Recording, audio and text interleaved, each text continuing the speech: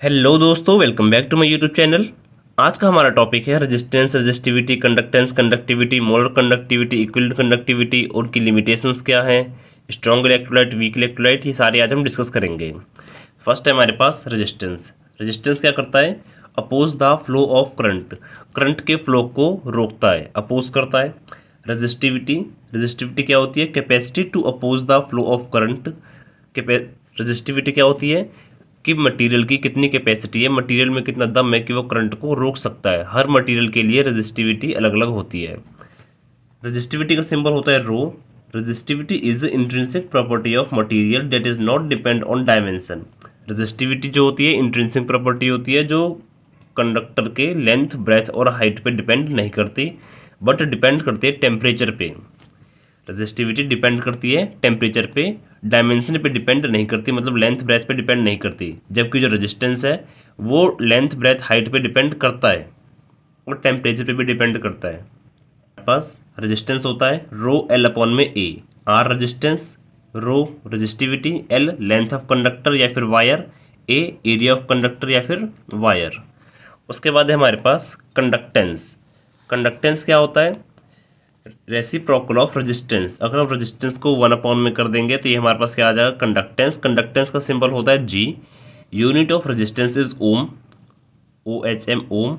Unit of conductance, conductance क्या होता है? 1 में रेजिस्टेंस, तो 1 में ओम कर देंगे हम, तो ये हो जाएगा ओम इनवर्स या फिर महू। इस तरीके से हम लिखते हैं यूनिट ऑफ कंडक्टेंस को। इसको हम ऐसा भी लिख सकते हैं ओम इनवर्स। ओके, एक ये सब, ये भी हमारे पास कंडक्टेंस की यूनिट है, महू भी कंडक्टेंस की यूनिट है, ओम इनवर्स भी कंडक्टेंस की यूनिट है, और ओम इनवर्स को हम बोलते हैं साइमन, जिसे लिखते हैं S. Unit of resistivity, resistivity क्या होती है? R multiply A divide by L. तो आर का हो गया हमारे पास ओम, एरिया का हो जाएगा मीटर स्क्वायर, और लेंथ नीचे आ जाएगा, मीटर आ जाएगा, तो ओम मीटर बचेगा किसका? रेजिस्टिविटी का।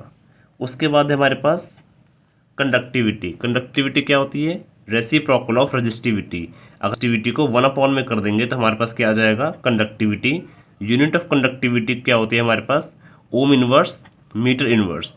रेजिस्टिविटी की यूनिट ये है, इसको हम 1 में कर रहे हैं तो ये उल्टा हो जाएगा, हमारे पास इनवर्स आ जाएगा इन पे। ओम इनवर्स को हम लिखते हैं साइमन, मैंने जस्ट ऊपर बताया ओम इनवर्स का मतलब साइमन होता है, तो यहाँ हो गया साइमन पर मीटर।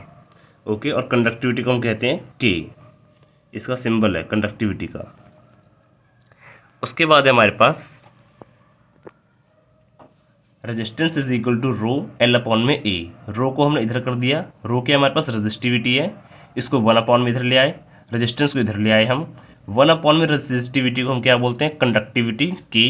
1 में रेजिस्टेंस को हम क्या बोलते हैं? कंडक्टेंस जी। और एल अपॉन में ए को हम बोलते हैं जी स्टार। जी स्टार का मतलब होता है सेल कांस्टेंट, ये होता है length of conductor divide by area of conductor. तो हमारे पास क्या हो गया? K is equal to G into G star. K का मतलब क्या होता है? कंडक्टिविटी। जी का मतलब क्या होता है? कंडक्टेंस। जी स्टार का मतलब क्या होता है? Cell constant. और इसका फॉर्मूला क्या होता है? लेंथ अपॉन में एरिया। उसके बाद आता है हमारे पास मोलर कंडक्टिविटी। मोलर कंडक्टिविटी का सिंबल होता है इस तरीके से, वी लिखते हैं हम उल्टा और यहाँ पर एम। मोलर कंडक्टिविटी क्या होता है? Conductivity due to all ion produced by 1 mole of electrolyte in given solution. ध्यान देना, यहाँ लिखा है मोलर, तो हमने यहाँ यूज़ किया है मोलर, 1 मोल। तो 1 मोल इलेक्ट्रोलाइट मतलब 1 मोल केमिकल के कारण जो भी कंडक्टिविटी होगी उसे हम बोलेंगे molar conductivity. Conductivity due to all ion produced by 1 mole of electrolyte in given solution. Given solution कहने का मतलब है कि जो वॉल्यूम है वो फिक्स होगा।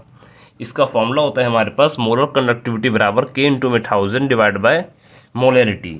ओके, इसकी यूनिट होती है साइमन मीटर स्क्वायर पर मोल। यूनिट ज़्यादा इंपॉर्टेंट है, याद रखना, क्योंकि यहाँ पर बहुत सारे हमारे पास कंडक्टिविटी आती है जिसके कारण यूनिट में कन्फ्यूजन बढ़ जाती है और हमें पता नहीं चल पाता कि जो वैल्यू दी है वो कंडक्टिविटी है, मोलर कंडक्टेंस है, या फिर हमारे पास नॉर्मल कंडक्टिविटी है। तो कोशिश करना आप इनकी यूनिट्स याद रखना। कंडक्टिविटी होती है conductivity due to all ion produced by 1 gram equivalent of electrolyte in given solution. वहाँ पर क्या था? 1 मोल इलेक्ट्रोलाइट के कारण जो भी कंडक्टिविटी थी उससे हम कह रहे थे मोलर कंडक्टिविटी। लेकिन यहाँ पर क्या है हमारे पास? 1 gram equivalent, 1 gram equivalent electrolyte से जो भी कंडक्टिविटी होती है उसे हम कहते हैं इक्विवेलेंट कंडक्टिविटी। इसका फॉर्मूला होता है हमारे पास के इंटू में 1000 डिवाइड बाय नॉर्मेलिटी। नॉर्मेलिटी क्या होता है, मोलैरिटी इंटू में एन फैक्टर, हम नॉर्मेलिटी की जगह पे लिख सकते हैं मोलैरिटी मल्टीप्लाई में एन फैक्टर। ये हमारे पास क्या है, मोलर कंडक्टिविटी, जस्ट हमने पढ़ा था अभी, और ये एन फैक्टर। तो हमारे पास molar conductivity divide by equivalent conductivity बराबर क्या हो जाएगा, एन फैक्टर के। ये इंपॉर्टेंट है, इसे याद रखना।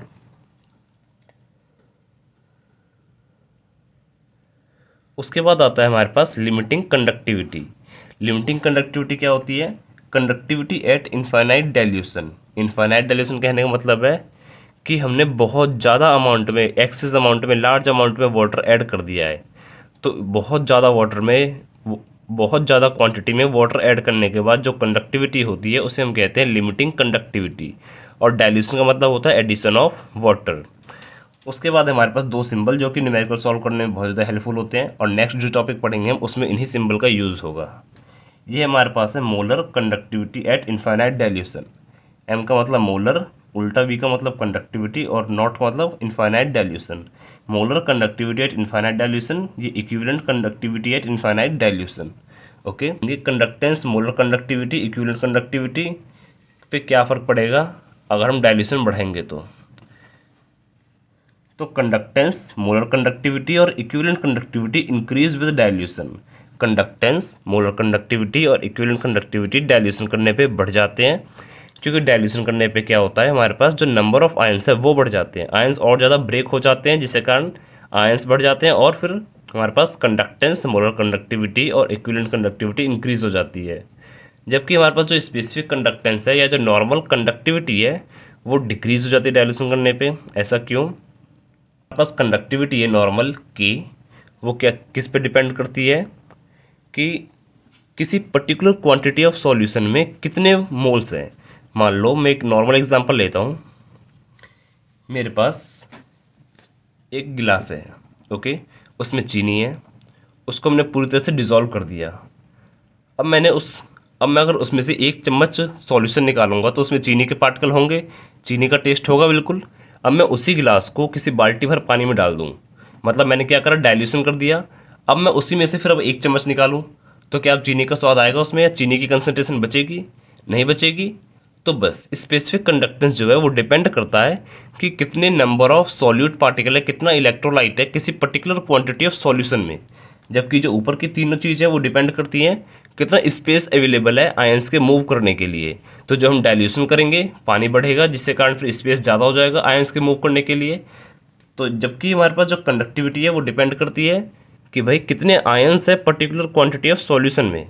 तो डाइल्यूशन करने पे सॉल्यूशन तो बढ़ जाएगा हमारे पास, लेकिन आयंस तो नहीं रहेंगे। ओके, इसलिए हमारे पास डिक्रीज होता है। अब हमारे पास स्ट्रॉन्ग इलेक्ट्रोलाइट क्या होते हैं और वीक इलेक्ट्रोलाइट क्या होते हैं। स्ट्रॉन्ग इलेक्ट्रोलाइट जो 100% डिसोसिएट हो जाते हैं एक्वस सॉल्यूशन में। स्ट्रॉन्ग इलेक्ट्रोलाइट क्या है, स्ट्रॉन्ग इलेक्ट्रोलाइट क्या होते हैं जो 100% डिसोसिएट हो जाते हैं एक्वस सॉल्यूशन में। डिसोसिएट कहने का मतलब है कि वो पूरी तरह से टूट जाते हैं एक्वस सॉल्यूशन में जाके। और वीक इलेक्ट्रोलाइट जो 100% डिसोसिएट नहीं होते। स्ट्रॉन्ग इलेक्ट्रोलाइट के हमारे पास कुछ एग्जांपल है। एक्स यहाँ पर क्लोरीन हो सकता है, ब्रोमीन हो सकता है और आयोडीन हो सकता है। Nitric acid, sulphuric acid, sodium hydroxide, potassium hydroxide, calcium hydroxide, NaCl etcetera. ये सब क्या है हमारे पास, स्ट्रॉन्ग इलेक्ट्रोलाइट है। नेक्स्ट हमारे पास वीक इलेक्ट्रोलाइट जो 100% डिसोसिएट नहीं होते, वो है हमारे पास HF, NH3, CH3COOH, HNO2, H2O, ZnSO4 etcetera. अब देखते हैं जरा इन दोनों की लिमिटेशंस क्या हैं। आप एक चीज़ देख सकते हो, जो हमारे पास फॉर्मूला है मोलर कंडक्टिविटी का या फिर इक्विवेलेंट कंडक्टिविटी का, अगर कंसंट्रेशन की जगह पे, मोलैरिटी की जगह पे 0 रख दूं तो यहाँ पर हमारे पास मोलर कंडक्टिविटी क्या हो जाएगी, नॉट डिफाइन। अगर मैं यहाँ पे 0 रख दूंगा तो मोलर कंडक्टिविटी क्या हो जाएगी, नॉट डिफाइन। मतलब कि लिमिटेशन ये है, अगर हम बहुत ज़्यादा डाइल्यूशन कर देते हैं, बहुत ज़्यादा डाइल्यूशन करने का मतलब होता है कंसंट्रेशन को कम करना धीरे धीरे, तो बहुत ज़्यादा डाइल्यूशन करने पे कंसंट्रेशन क्या हो जाएगी, 0 हो जाएगी। और अगर कंसंट्रेशन 0 हो गई तो हमारे पास जो कंडक्टिविटी है वो इनफाइनाइट हो जाएगी। तो हमें इनफाइनाइट डाइल्यूशन पे कंडक्टिविटी का पता नहीं चल पा रहा, तो ये इसकी लिमिटेशन है। ओके, यहाँ लिखा है मैंने limitation of molar conductivity formula. क्या है हमारे पास, ये जो दोनों फॉर्मूले हैं, does not gives conductivity at infinite dilution. Infinite dilution जो हम बहुत ज़्यादा पानी ऐड कर देते हैं तो उस समय हमें कंडक्टिविटी पता नहीं चलती। अब जरा इसका ग्राफ देखते हैं। ये ग्राफ है हमारे पास, यहाँ पर लिया है हमने मोलर कंडक्टिविटी और यहाँ पर लिया हमने कंसंट्रेशन। जो स्ट्रॉन्ग इलेक्ट्रोलाइट है उसका ग्राफ तो कुछ इस तरीके से स्ट्रेट लाइन, जबकि जो हमारे पास वीक इलेक्ट्रोलाइट है उसका ग्राफ एक्सपोनेंशियली डिके हो रहा है। आप देख सकते हो जब हमारे पास कंसंट्रेशन बहुत ज़्यादा है तो वीक इलेक्ट्रोलाइट की कंडक्टिविटी कितनी कम है, क्योंकि मैंने आपको पहले ही बता दिया वीक इलेक्ट्रोलाइट डिसोसिएट नहीं होते। तो डिसोसिएट नहीं होंगे तो आयंस नहीं बनेंगे, मतलब कंडक्टिविटी कम होगी। तो जब कंसंट्रेशन ज़्यादा है तो डिसोसिएट नहीं हुए और उनकी कंडक्टिविटी कम है। और वैसे भी वीक इलेक्ट्रोलाइट है, डाइल्यूशन किया हमने, मतलब इधर साइड डाइल्यूशन करने का मतलब क्या होता है, पानी ऐड करना, और पानी ऐड करने का मतलब क्या होता है, कंसंट्रेशन कम होना। तो इधर आएंगे तो हम कंसंट्रेशन कम हो रही है, इधर जाने पे कंसंट्रेशन बढ़ रही है। तो कंसंट्रेशन कम हो रही है मतलब हम पानी ऐड कर रहे हैं, जिसके कारण कंडक्टिविटी बढ़ती जा रही है, क्योंकि और आयंस ब्रेक हो रहे हैं। जबकि स्ट्रॉन्ग इलेक्ट्रोलाइट तो पहले से डिसोसिएट हो चुके थे, तो इनकी कंडक्टिविटी पे ज़्यादा फर्क नहीं पड़ा। इतना फ़र्क पड़ा है, जबकि इनकी कंडक्टिविटी पे बहुत ज़्यादा फर्क पड़ा है। तो ये हमारे पास इनफाइनाइट, जब हमने डायल्यूशन को जीरो कर दिया, डायल्यूशन को जो हमने इनफाइनाइट कर दिया, यहाँ पर हमारे पास क्या हुआ, डायल्यूशन बहुत ज़्यादा हो गया। तो उस समय जो कंडक्टिविटी है वो हमें पता नहीं चल पा रही। देख सकते हो यहाँ पर ये ग्राफ वाई एक्सिस पे टच नहीं हो रहा, ये बहुत ऊपर जाकर टच होगा। तो ये इसकी लिमिटेशन है कि हमें इनफाइनाइट डायल्यूशन पे कंडक्टिविटी का पता नहीं चल पा रहा। तो आई होप ये वीडियो आपको हेल्पफुल रही होगी। Thanks for watching.